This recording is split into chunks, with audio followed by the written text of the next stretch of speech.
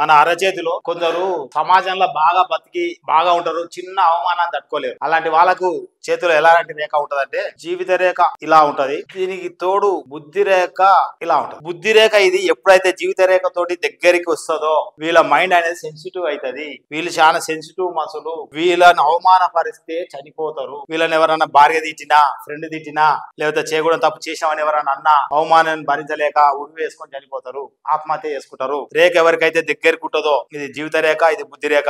ఈ బుద్ధి రేఖ ఎవరికైతే దగ్గర జీవిత రేఖతో పాటు కిందికి ప్రయాణిస్తుందో ఇలాంటి వాళ్ళు సమాజంలో చాలా డెలికేట్ మనుషులు. అంటే డబ్బు ఉంటది, పరపతి ఉంటది, హోదా ఉంటది, హై లెవెల్ పొజిషన్ ఉంటది, అన్ని ఉంటాయి. అవమానం తట్టుకోలేరు. నువ్వు నన్ను మోసం చేసినావన్నా, ఈ పని చెడ్డ పని చేసినావన్నా దాన్ని తట్టుకోలేక సూసైడ్ చేసుకుంటారు వీళ్ళు. ఇలాంటి వ్యక్తులను మనం జాగ్రత్తగా చూసుకోవాలి. వీళ్ళని ఎలాంటి ఇబ్బంది పెట్టినా, ఎన్ని కోట్లు ఆస్తున్నా సరే తృణపాయంగా వదిలేసి చనిపోవడం జరుగుతుంది. ఇలాంటి వ్యక్తులు ఎవరైనా ఉంటే చాలా జాగ్రత్తగా బతకాలి.